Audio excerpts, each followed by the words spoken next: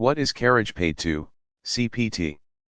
Carriage paid to, CPT, is an Incoterms, a set of standardized international trade terms, that the International Chamber of Commerce publishes. In a CPT transaction, the seller must deliver the goods to a carrier, clear the goods for export, and pay for the freight charges to transport the goods to a specified destination. The risk of damage is transferred from the seller to the buyer, when the goods have been delivered to the carrier. The seller is responsible only for arranging freight to the destination, and not covering the shipment insurance on the goods during transport.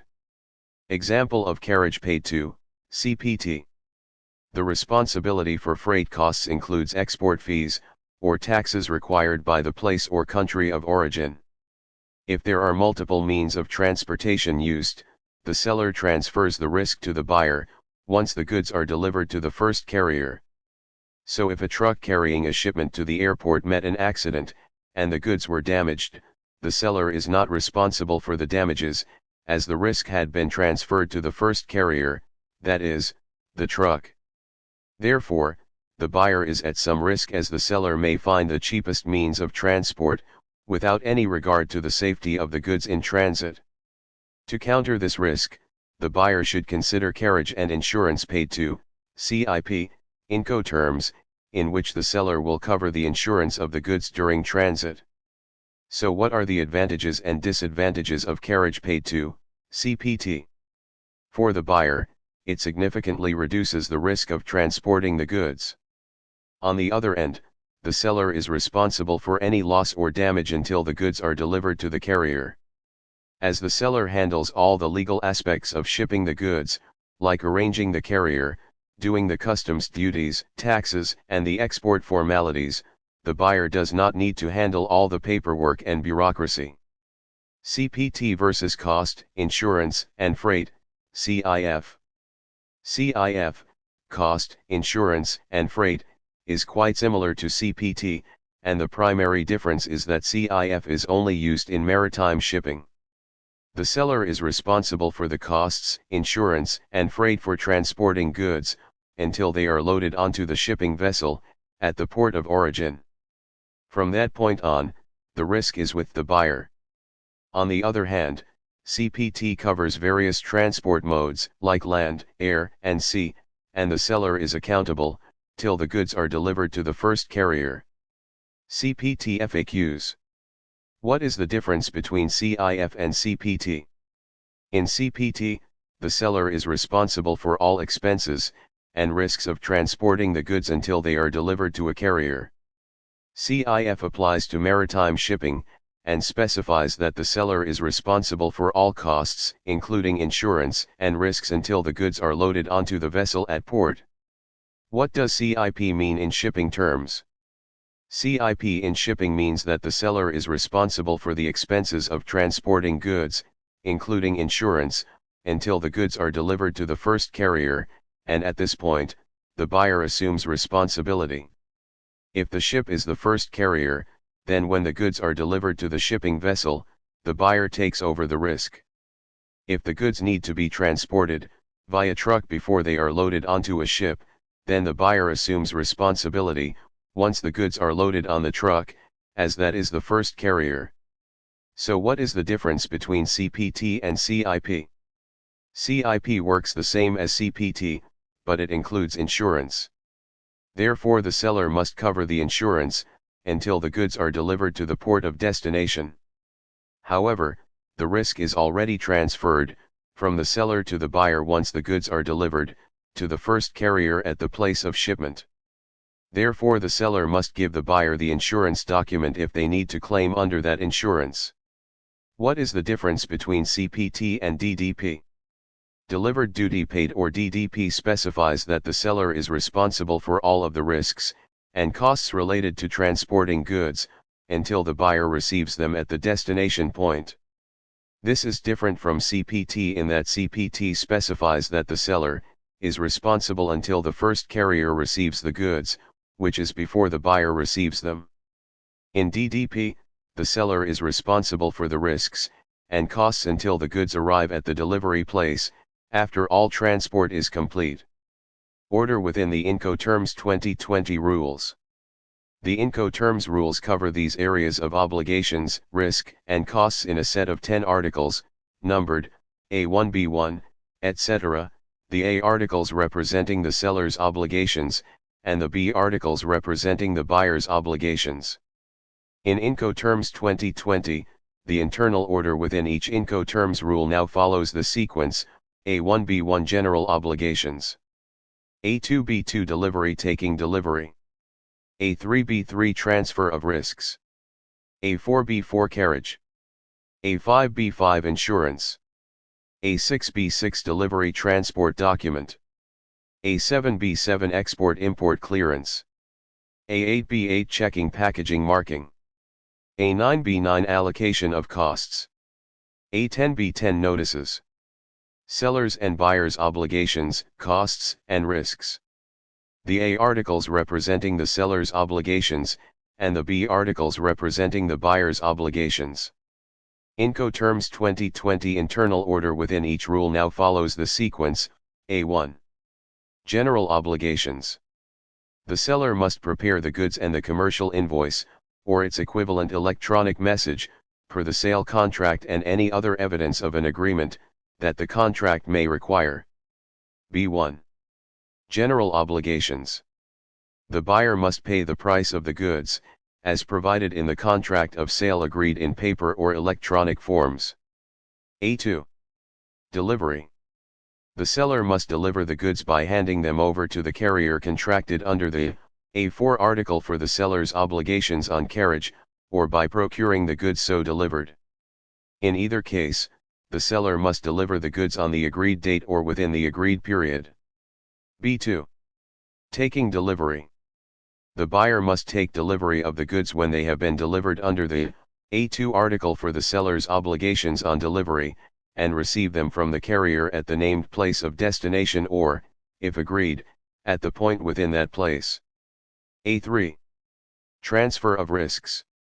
The seller bears all risks of loss of or damage to the goods, until they have been delivered under the A2 article for the seller's obligations on delivery.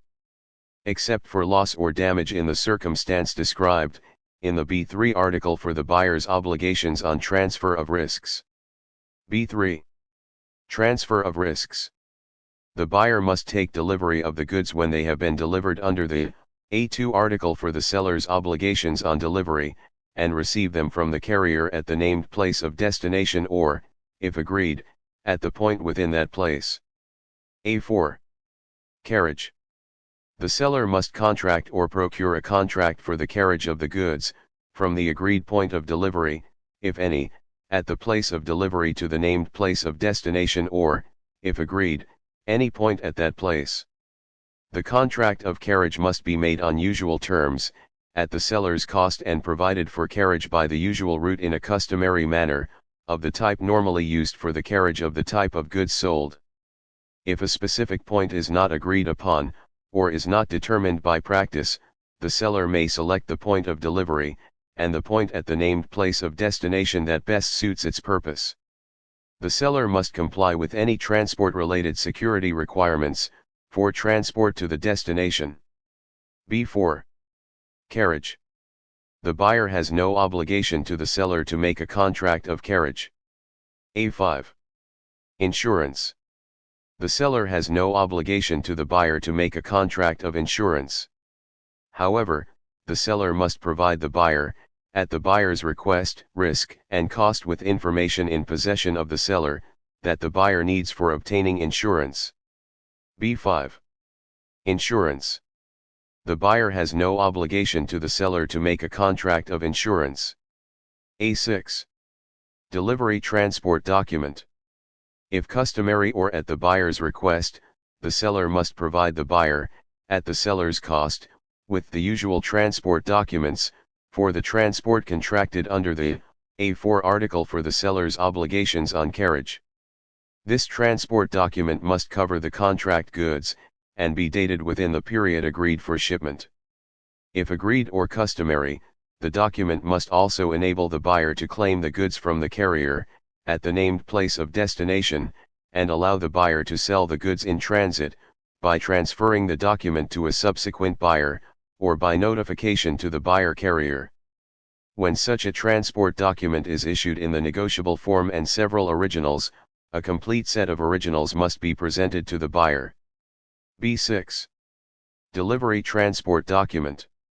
The buyer must accept the transport document provided under the A6 article for the seller's obligations on transport document, if it conforms with the contract. A7. Export-import clearance. A. Export clearance. Where applicable, the seller must carry out and pay for all export clearance formalities required by the country of export, such as export license, security clearance for export, pre-shipment inspection, and any other official authorization. B. Assistance with import clearance. Where applicable, the seller must assist the buyer, at the buyer's request, risk, and cost, in obtaining any documents or information related to all transit import clearance formalities, including security requirements and pre-shipment inspection, needed by any country of transit or the country of import. B7. Export-import clearance. A. Assistance with export clearance. Where applicable, the buyer must assist the seller at the seller's request, risk, and cost in obtaining documents or information related to all export clearance formalities, including security requirements and pre-shipment inspection needed by the country of export. B. Import clearance. Where applicable, the buyer must carry out and pay for all formalities required by any country of transit and the country of import, such as import license and any license required for transit, security clearance for import and any transit, pre-shipment inspection, and any other official authorization. A8. Checking, packaging, marking. The seller must pay the costs of those checking operations, such as checking quality, measuring, weighing, counting, necessary for delivering the goods under the A2 article for the seller's obligations on delivery. The seller must package the goods at its own cost unless it is usual for the particular trade to transport the type of goods sold unpackaged. The seller must package and mark the goods appropriately for their transport unless the parties have agreed on specific packaging or marking requirements. B8. Checking, packaging, marking. The buyer has no obligation to the seller. A9. Allocation of costs. The seller must pay, A. all costs relating to the goods until they have been delivered under the A2 article for the seller's obligations on delivery, other than those payable by the buyer under the B9 article for the buyer's obligations on allocation of costs. B.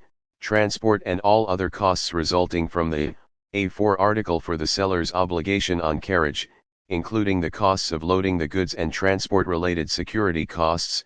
C. Any charges for unloading at the agreed place of destination, but only if those charges were for the seller's account under the contract of carriage. D. The costs of transit that were for the seller's account under the contract of carriage. E. The costs of providing the usual proof to the buyer under the A6 article for the seller's obligations on transport documents, that the goods have been delivered. F.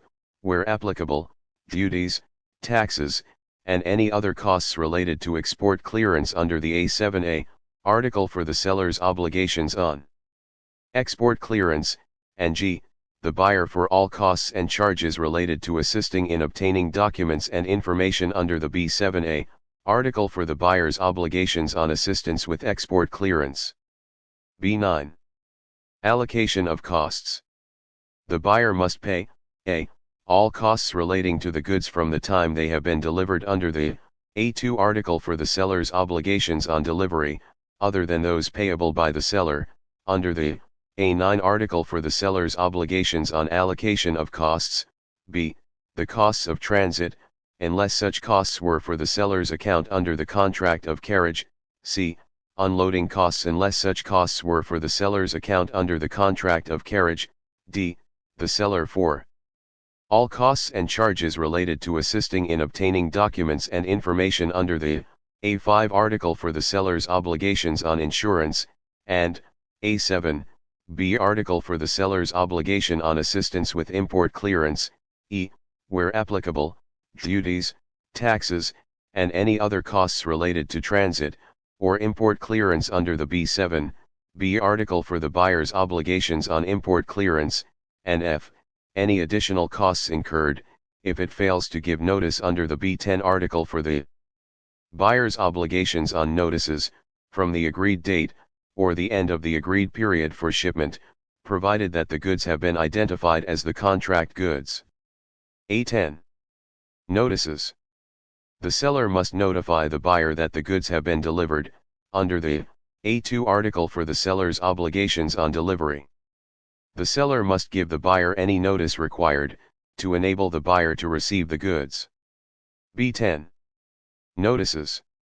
The buyer must, whenever it is agreed that the buyer is entitled to determine the time for dispatching the goods or the point of receiving the goods within the named place of destination, give the seller sufficient notice. Recap. Carriage paid to, CPT, is an Incoterms that denotes the seller incurs the costs and risks until the goods are delivered to a carrier at an agreed upon destination. In multiple carriers, the risks are transferred to the buyer once the goods are delivered to the first carrier. CPT costs include export formalities, fees and taxes. Alternatively, the buyer could opt for the carriage and insurance paid to, CIP, arrangement, whereby the seller also insured the goods during transit. Other similar transport arrangements to consider are cost, insurance, freight, CIF, and delivered duty paid, DDP. Thank you for watching, and I hope the information provided in this video gives you a better understanding of the Incoterms rule for CPT. Do drop me your comments and let me know your thoughts. Coming soon, CIP, carriage and insurance paid to. To be the first to watch the next video, please subscribe to my channel and click on the notification bell. Goodbye. From your trusted shipping guide. Revisit.